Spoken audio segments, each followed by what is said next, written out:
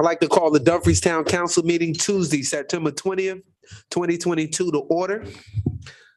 Ma'am, can I have the roll call, please? Councilman Brown. Present.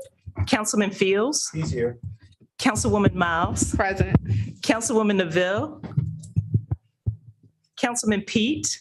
Here. Vice Mayor Nickerson. Here. Mayor Wood. Here, present. Sir, you have a quorum. Thank you. It's in the wrong place. All right.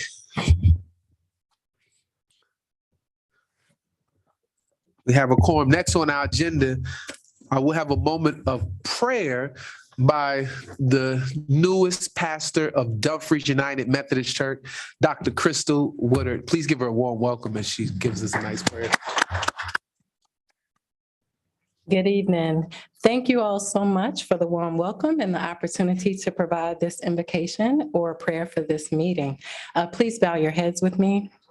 Eternal God, we thank you for this day, for it is a day that you have made, and we shall rejoice and be glad in it. Thank you so much for blessing us and keeping us all safe. I pray that we will continue to feel your presence even now, God, because we know that you are always with us wherever we go. Now, Lord, we come asking for your guidance, for your wisdom, and your support as we begin this meeting. We pray that our focus will be aligned with the needs of the community. Thank you so much for Mayor Woods and the City Council and all of the leaders gathered here today and at every level in our city. Thank you for what they do for our community, and we pray that you will continue to give them the grace to bring truth, justice, and stability to this area. Please give them the power to do what is right and to rule in fairness. Help us to engage in meaningful discussion, allow us to grow closer as a group, and please nurture the bonds of this community. Finally, we pray that everything said and done in this meeting will ultimately be pleasing and acceptable to you. Let all the people of God say amen. Amen. Amen. Thank you for that prayer. Please rise for the Pledge of Allegiance. Sorry, I was going to move this flag back.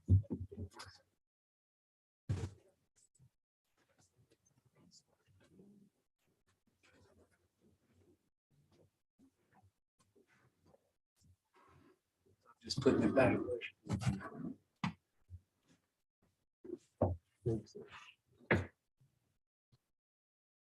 Pledge allegiance to the flag of the United States of America and to the republic for which it stands, one nation, under God, indivisible, with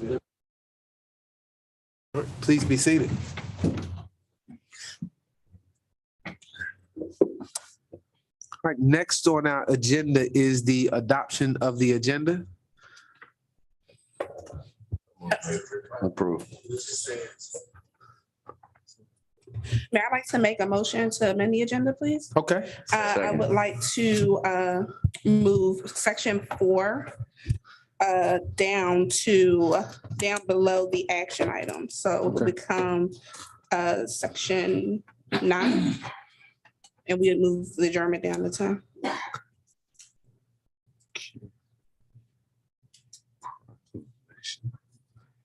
Okay, is there a second on that motion? Second. Okay, second, Councilman. So the motion is to move the proclamation to after the action items. Move the adjournment down. It's been motion second. Any discussion? Okay.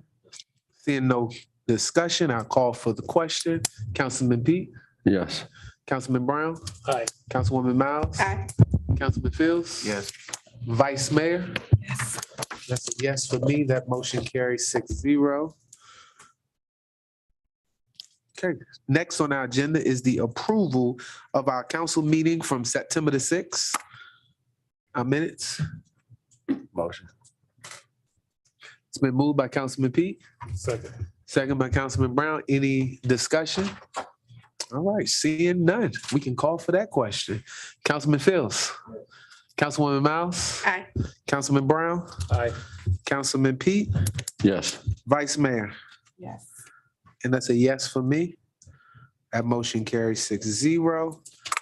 Next on our agenda will be any citizen comment time. Any citizens signed up?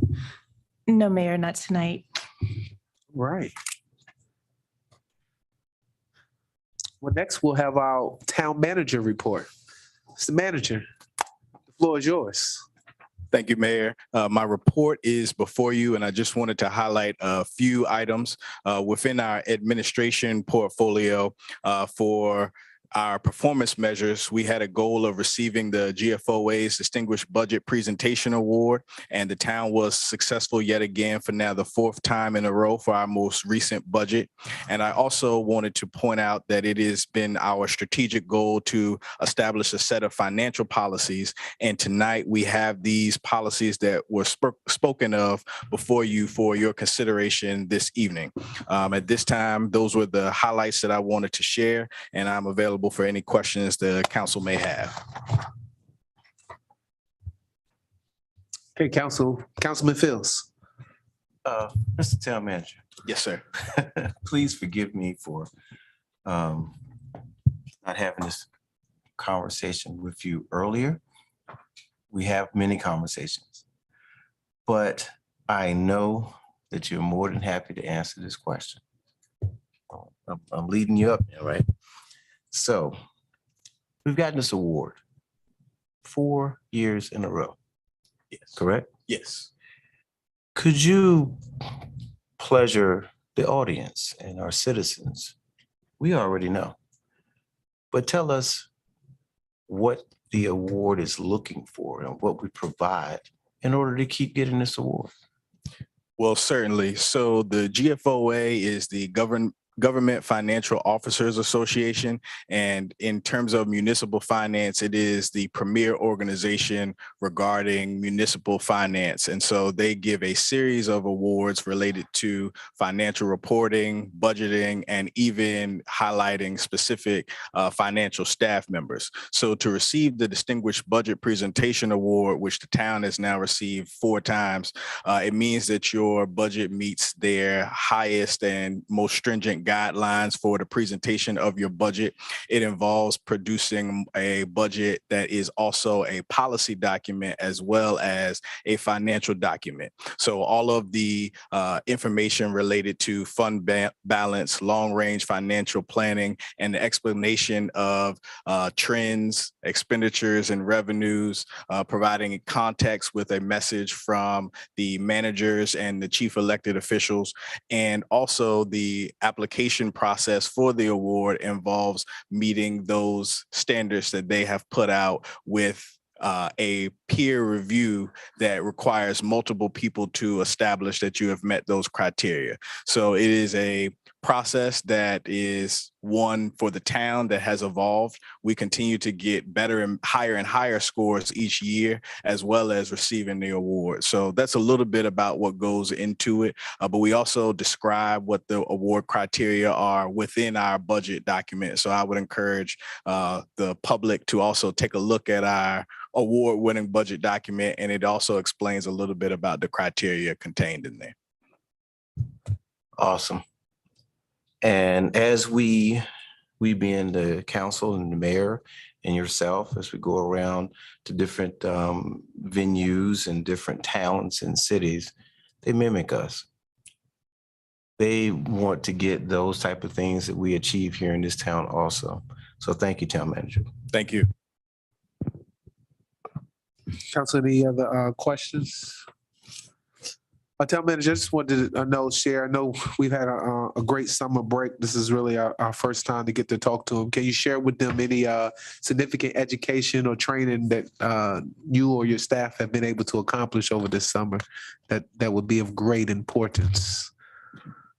So staff and I have completed numerous trainings. I had the opportunity to attend the senior executives in state and local government at Harvard University this summer. So that was a great experience, and hope to, and have already done so, but hope to bring back additional trainings and information from that conference. Also, as we speak, the International City Managers Association is having their annual conference as we speak. So I have been participating online, as well as other staff members have been participating. Our master municipal clerk has engaged in some training for that certification, as well as the activities that are going on. And so we have public works staff has participated in building code training, brownfield conferences. So we have been working to ensure that we have not only a capable staff, but a highly trained staff as well. It's good. And just the opportunity before our next meeting, are there any events that the public should be aware of that they can participate leading up? I don't know what the dates, if we had it up here. So we have numerous events planned for the fall. And so I would ask all the residents to stay tuned to our social media for the latest on all of those dates.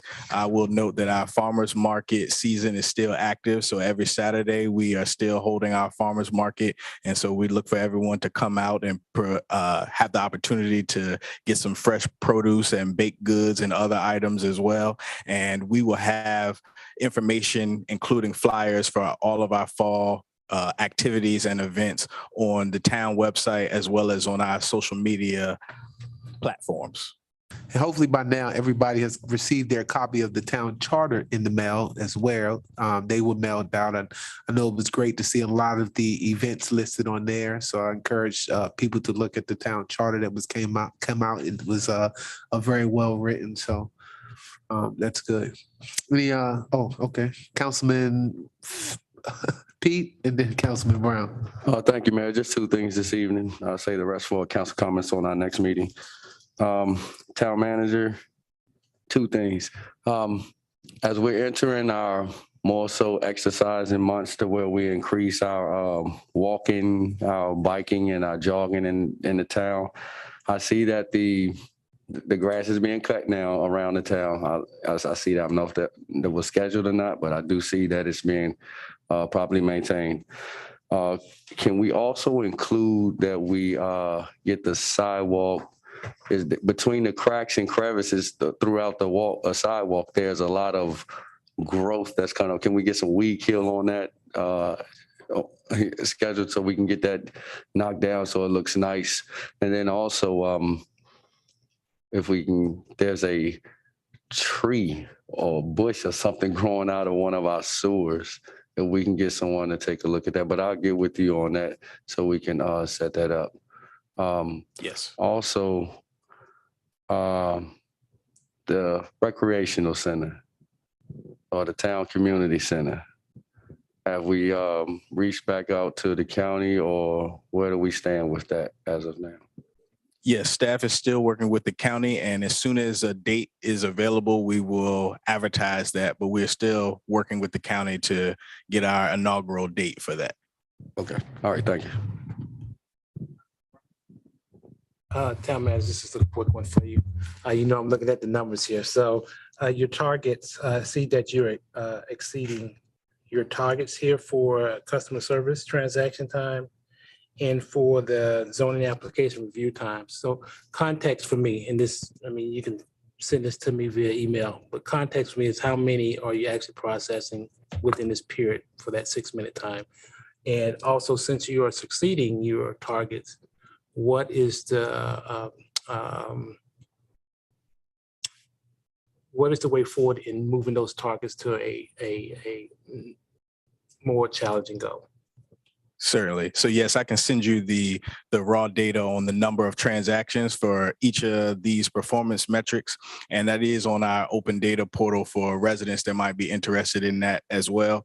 And these targets that we have here are baselines that we established during the annual budget process. So as you pointed out, if we are continually meeting and exceeding our targets by a significant amount, we will take that in consideration and adjust that. We really want to adjust that during the budget season so that we can ensure that we have had a good amount of we have a large enough sample size before we change the metrics. I would also add that in the previous fiscal year, for some of the metrics that have stayed the same, the pandemic has had significant impacts on our operations. So we were also wanting to make sure that we really had a good control for some of these metrics. So we will evaluate all of those during the upcoming budget process. Thank you, Town Manager. Council, any further discussion for the town manager? All right, seeing no further discussion, we'll move on. to our action items, which was a scheduled public hearing for our zoning text amendment 2022-001. Think Town Manager, you have a proposed continuation? Thank you, Mayor. It was our understanding that this item was continued to the October 5th council meeting with the adoption of the agenda. Is that, I think we need to make a because we scheduled a public hearing for today, or did we re-advertise? We can accept a motion as well. Okay. So the motion would be to continue the public hearing for ZTA application 2022-001 to the October 5th council meeting. So move. Second. Okay, Councilman Pete moved, Councilwoman Miles second. All right, and please note that the 5th is a Wednesday because we will be at a Virginia Municipal League training. So that 5th is a Wednesday, not a Tuesday. All right, so it's been properly motioned and second. Any discussion? Okay, seeing none, we should call for the question. Councilwoman Miles? Aye. Councilman Brown? Aye. Councilman Fields? Councilman Pete? Yes. Vice Mayor? Yes. And that's a yes for me. All right. Our next action item on the agenda is a resolution regarding our town financial policies. Town Manager. Thank you, Mayor. At this time, I would like to introduce to some, reintroduce to others, the town's financial advisor, Mr. David Rose from Davenport and Associates. In your packet tonight, you will see a resolution, and our requested action is to adopt a series of financial policy guidelines. And so Mr. Rose will walk the council and all those gathered tonight through the genesis and the purpose behind these policies. And following his presentation, we will certainly take any questions, but we will be looking for a motion from the council to adopt the resolution that contains the financial policy guidelines. Thank you. Okay, thank you, Mr. Rogers. Mr. Mayor, members of council, again, David Rose, and I'm with Davenport and Company. This is my 41st year doing this. So I very much appreciate it. I've had the good fortune of working with some of you before here at the town, and I couldn't be more delighted to be in front of y'all. Feel free to stop me and ask any questions. I'm not going to do anything verbatim, but I am going to try to highlight a few points. Before I start, actually, I'm going to go grab my water because I know that's going to need necessary.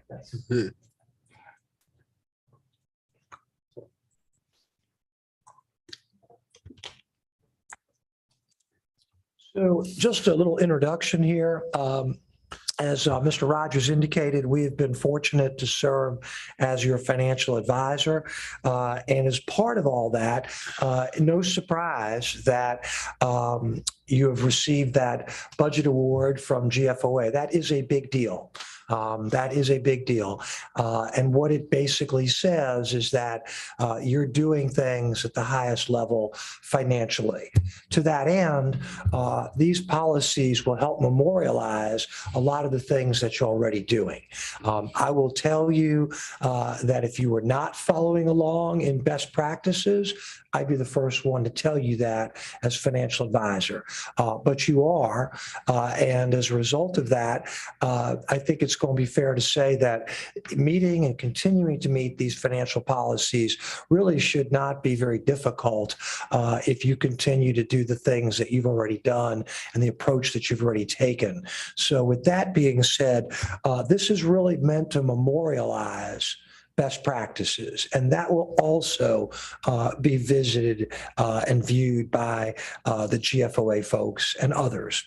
So having said all that, in developing these, we looked at a variety of things, including peer comparisons. We care a lot that you are unique, but again, you are similar to many other towns in Virginia, and so we try to compare you not only to Virginia towns, but also communities throughout the country that may operate a little differently. But again, we tried to give you some sense of that. By doing this financial policy approvals, it doesn't mean you can't change things. You certainly can. But it makes it more difficult for folks to come in and blow things up. They have to have some rationale beyond yourself, beyond the manager. So it's meant to be something that's livable, can be changed, but again, set the standard that you've already done, but memorialize that. Okay, next page, if you would. Some more, I think there's one more page to that. Let's see. Okay. All righty. I had one more page there, but that's fine. Let's go to policy implementation. And right there, okay. So this first section, we've got about 7 sections, but they'll move quickly, I promise. Basically, what we tried to do here with regard to, this is a summary of that report that you've all had that says draft on it. So this is just a few of the words that come out of that, a couple of the phrases we think are important. But the idea is policy implementation and review.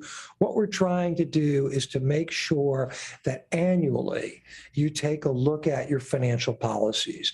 Annually, you ask yourself in that whole budget process, are we staying within the white lines? And that's really what this is all meant to be. Okay, next page. Second section is financial balances and reserves. GASB 54, that's the Government Accounting Standards Boards. They changed, and they did a few years ago. They created what they call GASB 54. That created a bunch of different accounts that your monies need to go into per the auditors. The one that we're going to focus in on for a policy is that last one. It's called unassigned. Basically, think of this as your rainy day fund. This is your savings account, if you would. These are the dollars that don't have any direct strings attached to them, if you would. But these are very important. And it's important to have a strong unassigned fund balance for many reasons. One of which is that it makes you recognize that you don't have to go and borrow money short term to pay bills. For many of us, we're fortunate that we get paid, let's say, once a month or once every couple of weeks. And it's basically very steady throughout a calendar year. Local governments, be it Virginia or elsewhere, don't have that opportunity.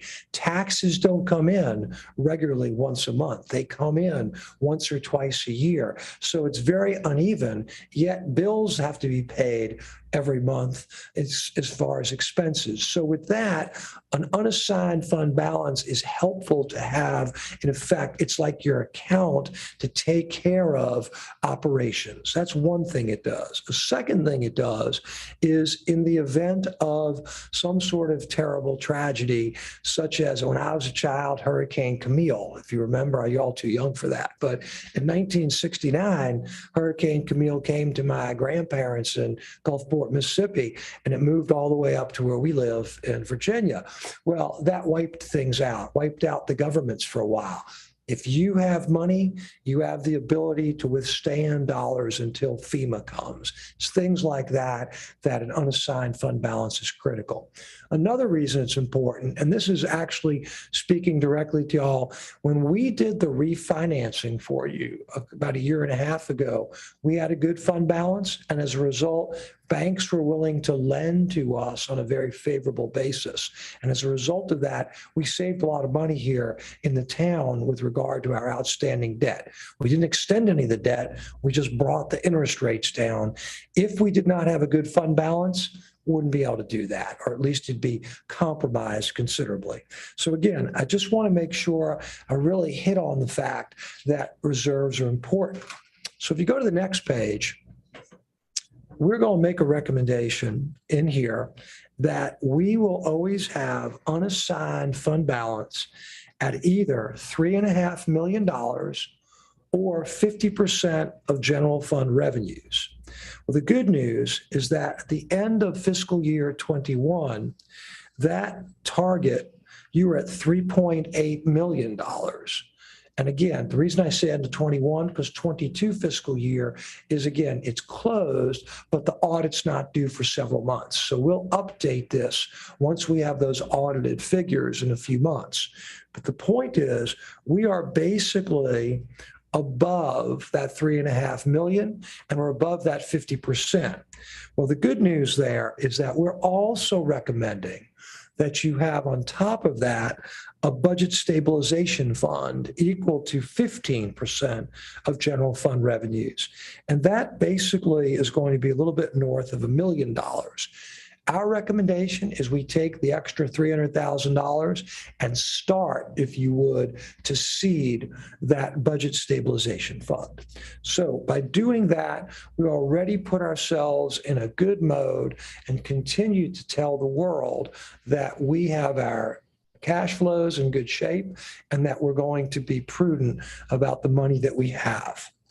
So if you go to page 7, the next page, this is basically the details of all of that. I'm not going to bore you, but suffice it to say, if you look at line 8, unassigned fund balance as a percentage of the general fund revenues, and you look at 2021, you're at 59%. Again, what we want you to be at is 50% or higher. You're at 59%. That extra 9% we recommend going into the budget stabilization fund. Again, you're starting all of this from a position of strength, but once again, we want to make sure you keep that and grow on that. Because again, if we have, God forbid, another pandemic or other things that happen, we want to start from a position of strength, and that's where we are now. Okay, page 8. This just talks about where we are in the 23 budget, meaning the budget that just started. Because of the natural growth, we're going to recommend that the unassigned fund balance be very much at $3.5 million. The budget stabilization will be a little over $1 million.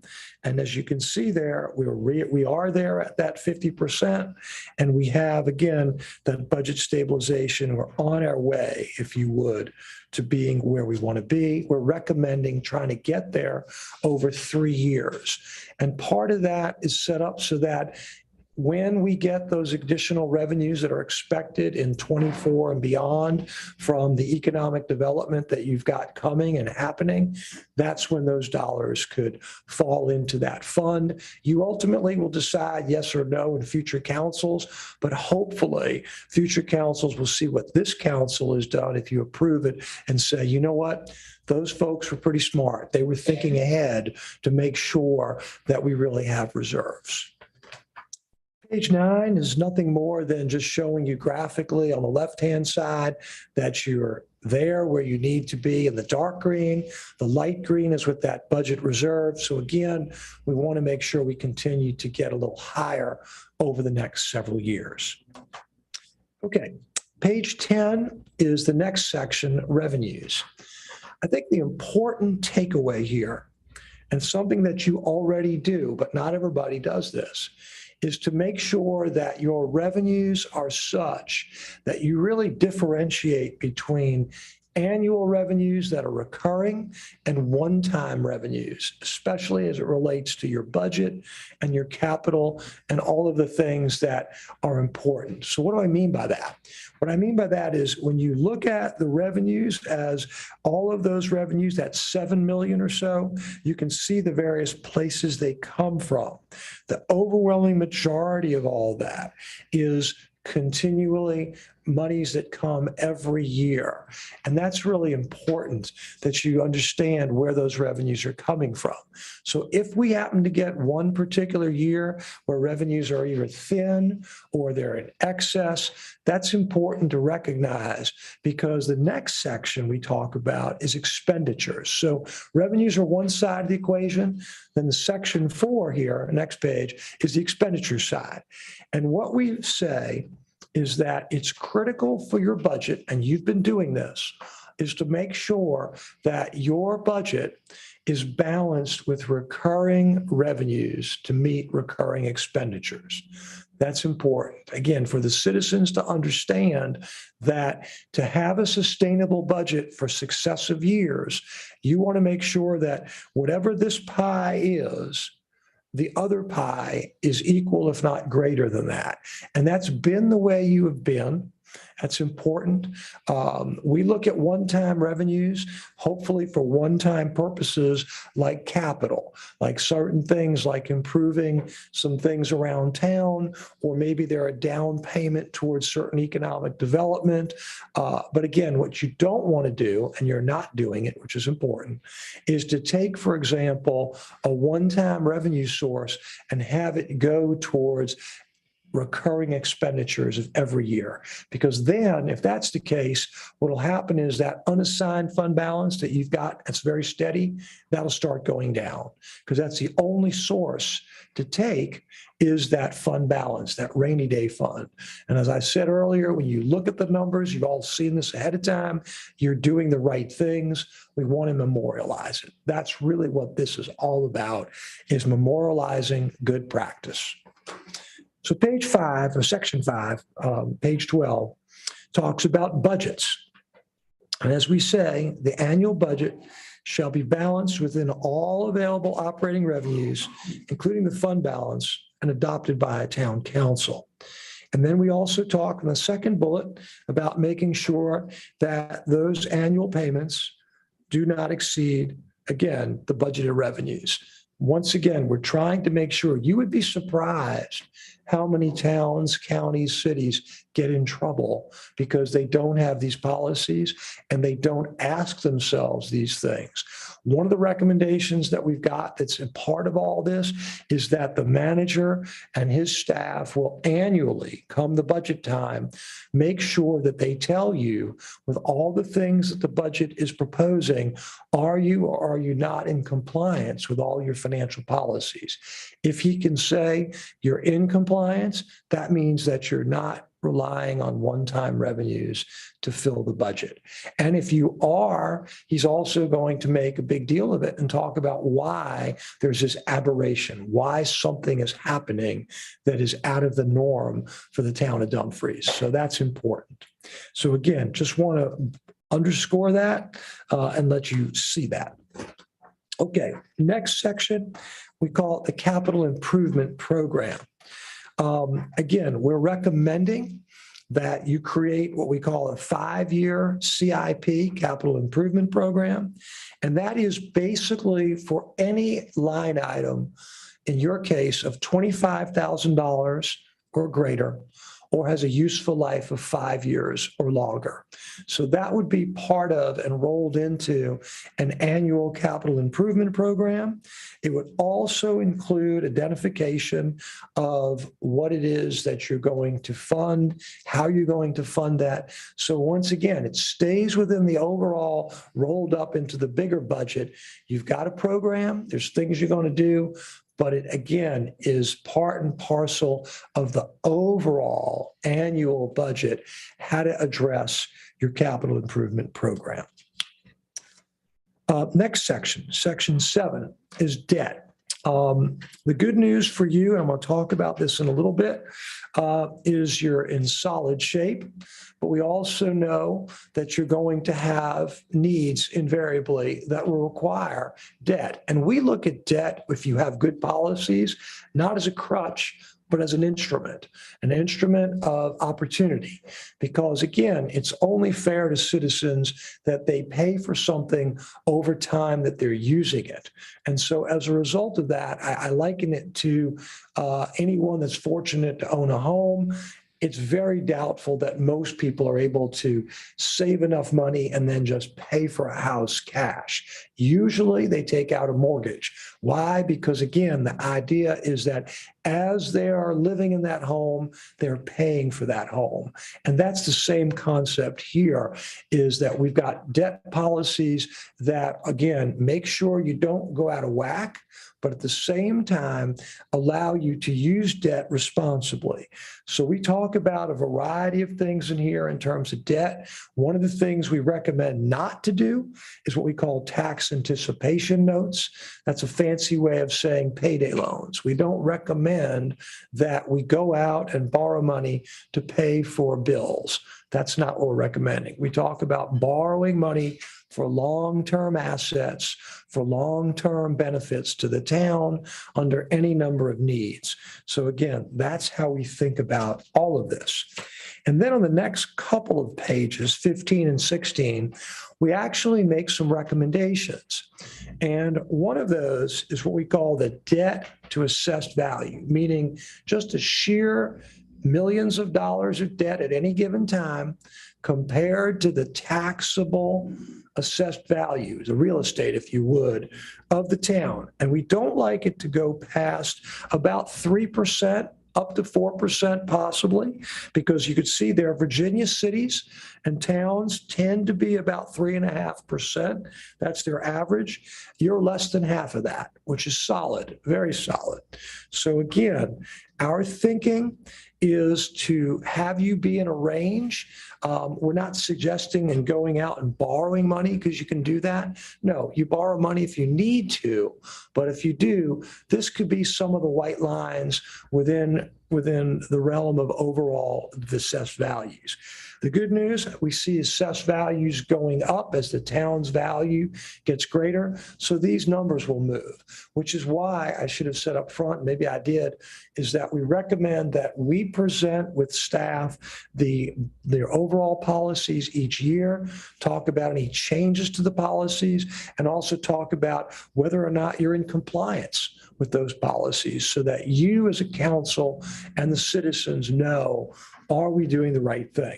Just so you know, within this policy, it says right now that you could borrow up to about I'm around off here, about $15 million and stay within the guidelines of this policy. Not suggesting it, we're just saying that's the realm within the debt and within the overall assessed values of the town that you could be thinking about around now. That will probably go up over time as you pay existing debt down and as the assessed values of the town continue to grow. So the next page, page 16, is the other policy. And this is what I call your credit card policy. Debt service versus expenditures. A fancy way of saying how many pennies on every dollar should you not go beyond when it comes to doing debt or having debt.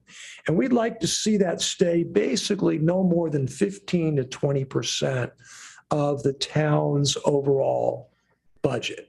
Right now, you're about 11%, 11 to 12% in that range, depending on what given year and fiscal year. So you're basically half of where you could be. That means from this perspective, you could issue about $10 million more of debt and still be within that parameter. Again, not suggesting it, but to give you a sense of the kind of debt you could incur and still be within those white lines that I keep talking about. If you look at the very bottom right-hand corner, it says anything at 8% or under is considered very strong, a AAA if you would. Strong is 8 to 15%. So you're in that category right now. And then adequate is 15 to 25. Now, having said that, why are we cutting it off at around 20 and really hoping it stays closer to 15? And again, that's because when we look at the size of your budget, we'd like to keep it pretty much in that range.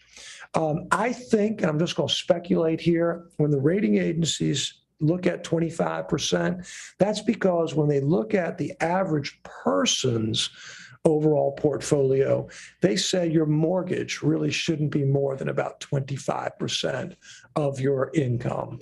I like to be less than that. I like us to be less than that. And that's why also we want you to have a very healthy unassigned fund balance, because if we can have a very strong unassigned fund balance and a budget reserve, then frankly, we don't have to borrow as much money for a capital project and we can use some cash.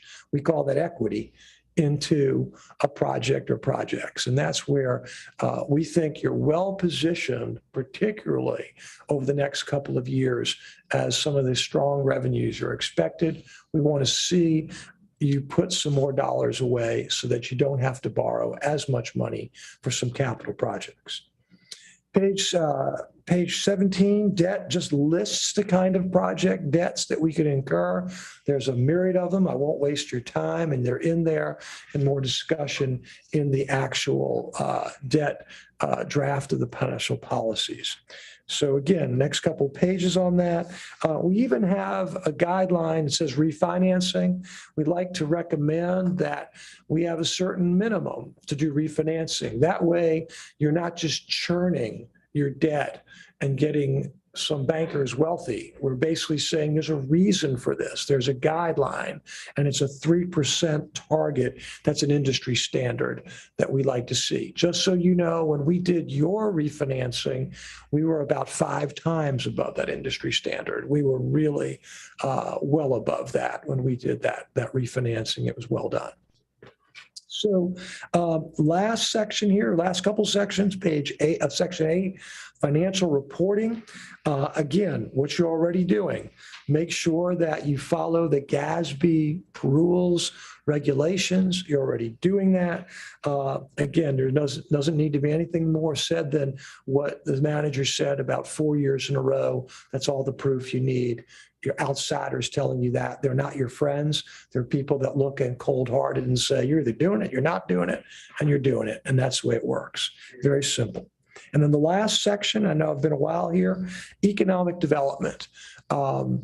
Basically, what we're suggesting is that prior to jumping into an economic development project, you take a hard look at what type of direct or indirect support that project might require, and you do an independent assessment of the economic development project. You know, up here in this area, it's a very vibrant area. There's a whole lot of opportunities. I cover the whole state. Actually, I cover the whole Southeast, and there are lots of areas where just getting a new McDonald's or Wendy's is considered economic development. And as a result of that, sometimes those folks will be willing to do more than they probably should to entice economic development. I'm not worried about that here, not worried about this region. But again, it does make sense to take a look at that, and we recommend that, and that's part of your policy. With that, Mr. Mayor, members of council, I appreciate your letting me speak so long, and happy to answer any questions. Listen, that was a very thorough presentation. We appreciate that. You know, I like the work, and I wish I had one of them counters. I felt like this was one of them shows. Every time you said the financials was solid, you know, that was a great, almost like a great sound bite for us. But, you know, I love that point that you made there. Before I turn it over to council, there's a couple questions I wanted to ask. And I don't know if we need to include that in our policies that I didn't see. Any opportunities for investment into the market? You will see some localities to take some of their fund balance and possibly invest it to get a return. I know on the on one of the authorities I sit on, we take a lot of the excess when you have projects that kind of delayed, and they would take those funds until it's time to execute on it and actually earn interest on it. Is that this someplace in our policy where we would need to put that in there? Good question. So for everyone's benefit, what the mayor is talking about, he's not talking about the stock market. You're not allowed to go into the stock market other than retirement accounts, and your retirement accounts are handled by the state. So that's one thing you don't have to worry about. But what the mayor is talking about is when you have borrowed funds, such as bond proceeds, as we call them. There is vehicles. The state has a program called the State Non-Arbitrage Program. It's administered by the state treasurer. And that money is invested in governments, state and local treasuries, but federal treasuries and things of that nature that are allowed by state law. Every state's different. So we don't have speak to per se investment management. We certainly could add that. We actually have typically an even separate policies for investments, because that involves some other things. That's something if council wants us to, we can certainly address that. because there are some local governments that have policies. We like that. The other thing that you asked, I think also, is even if it's not borrowed money, just that $3.5 or $3.8 million, where is that being held? And so again, the state has certain guidelines for those monies.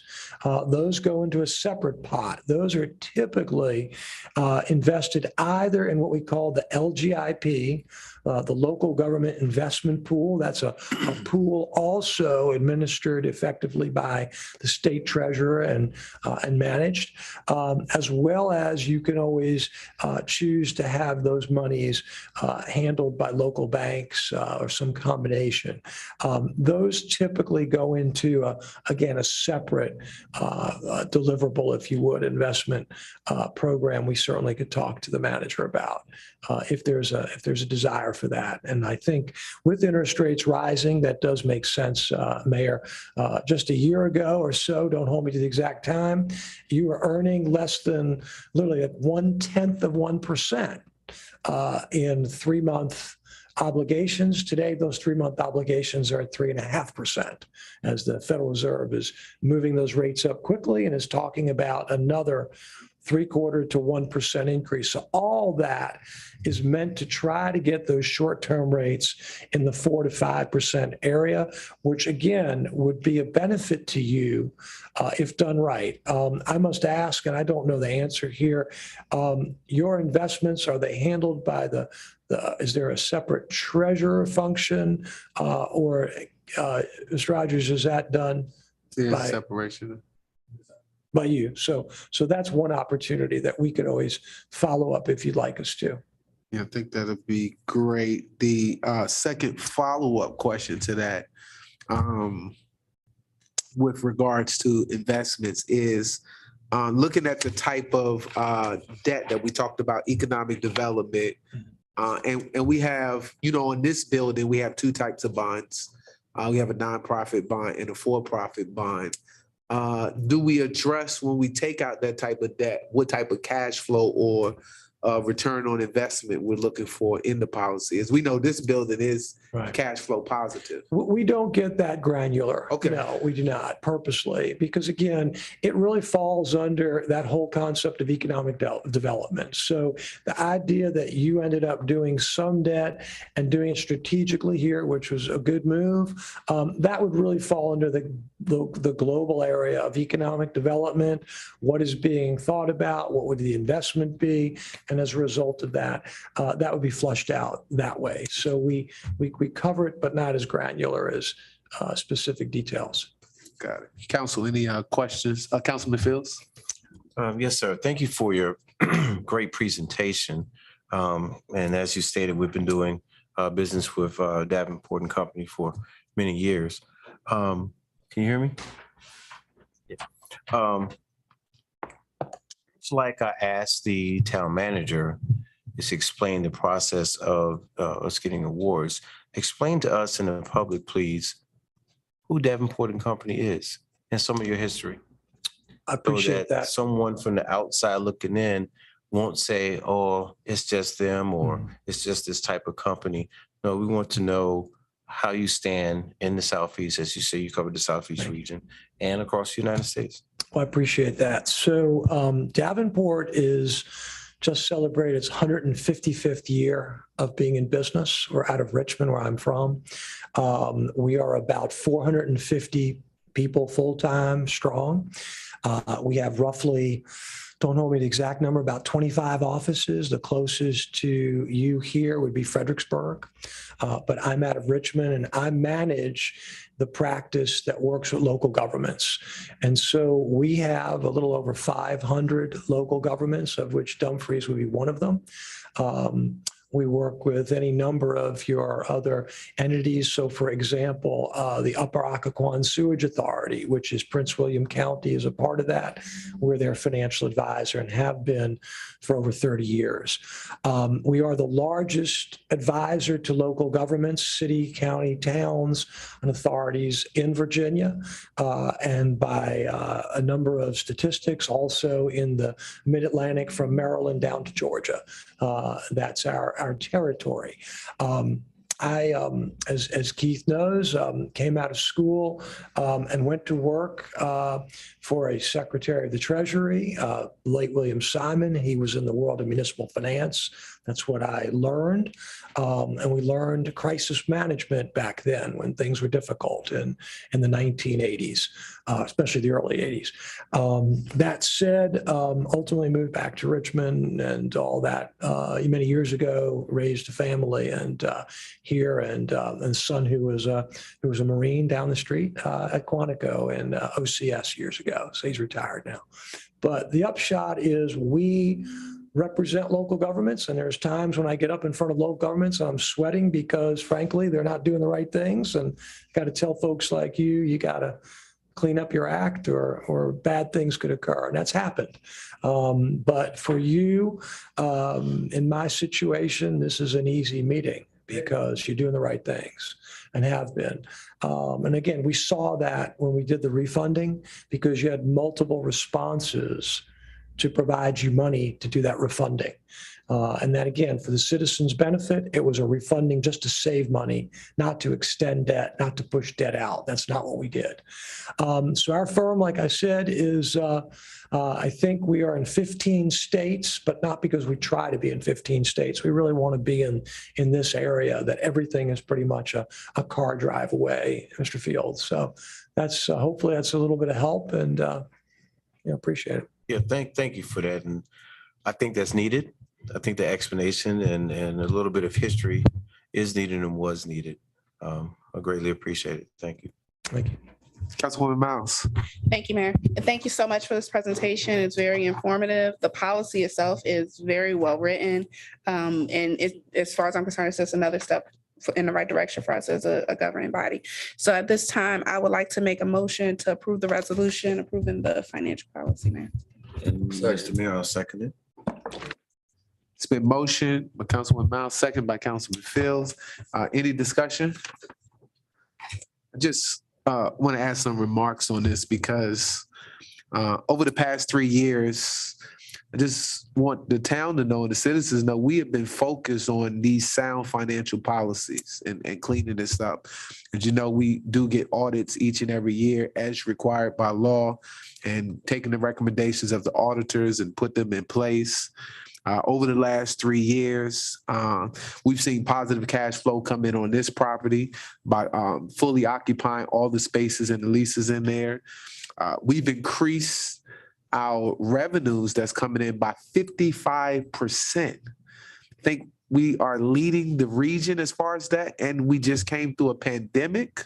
So, I mean, to speak to that, the financials, we publish our financial reports monthly on the website for the entire world to see on the World Wide Web. Yeah, we been recognized 4 times with the Distinguished Budget Presentation Award, which this town had never gotten before. I know one of the first things we asked the manager to do when he came was, hey, we want to make sure our financial house is in order before we do anything else. And bringing you on as our financial advisor has been a great thing.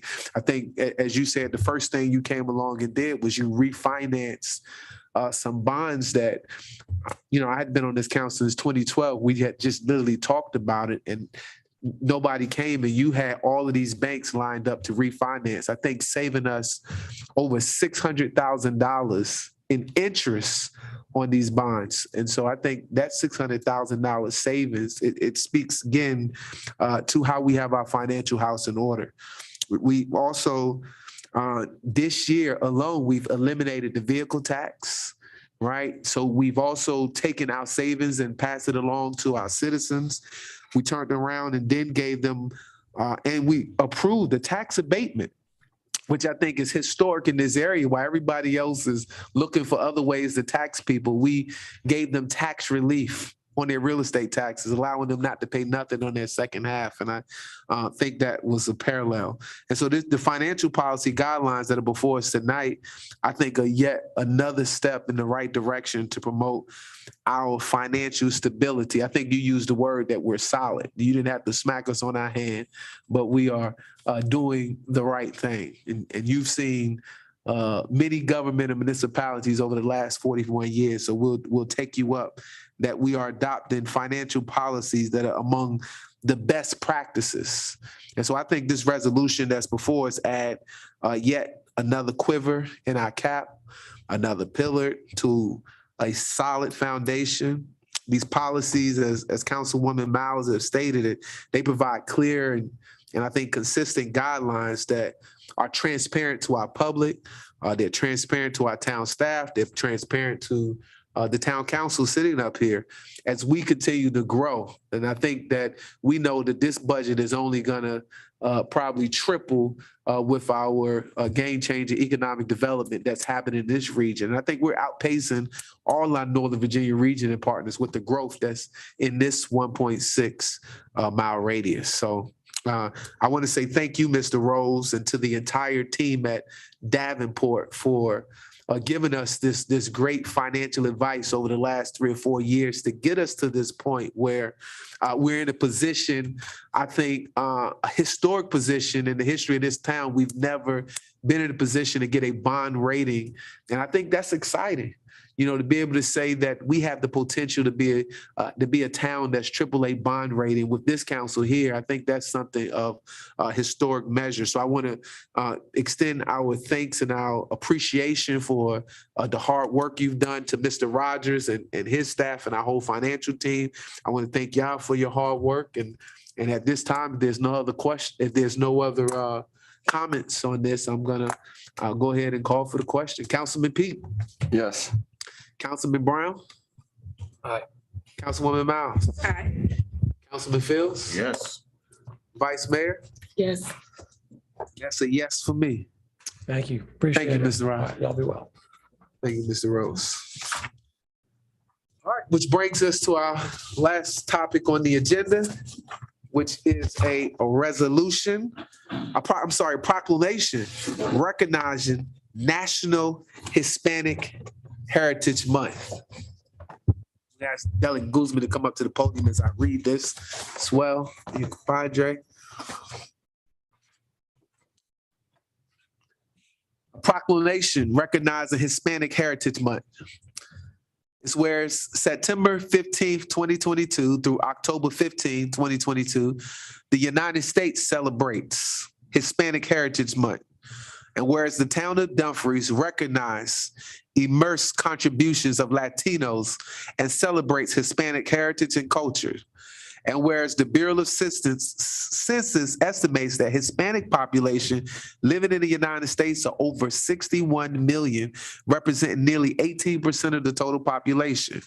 And whereas Hispanics now represent the largest racial ethnic minority group in the United States, and whereas Hispanics and Latinos represent 42% of the population right here in the town of Dumfries, Hispanic and Latino children are projected to represent 30% of the school students by 2027.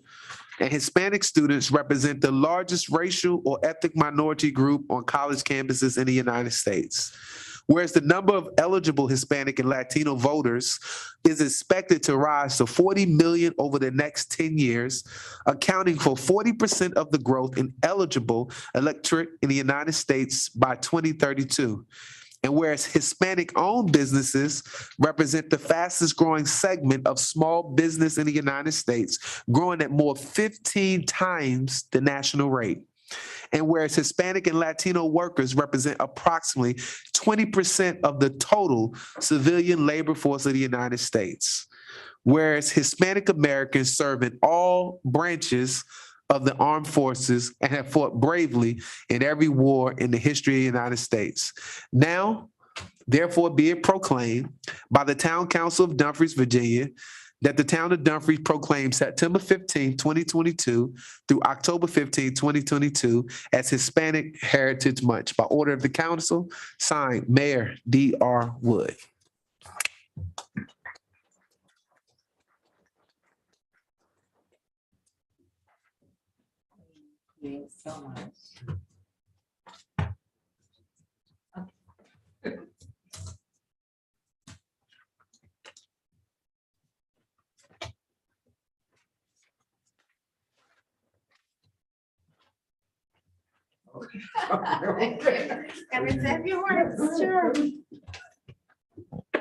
So thank you, Mr. Mayor and council members.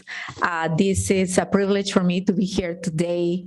And I'm here not only to thank you for the resolution, but actually to pass policy in this town that has been so welcoming for the Latino community. So on behalf of those who look like me that have chosen the town of Dumfries to form a family and raise their children, thank you. Thank you for acknowledging this important moment. And thank you for everything you do for improve the lives of working families in the town of Dumfries. Thank you so much. Thank you. This time, this meeting is adjourned.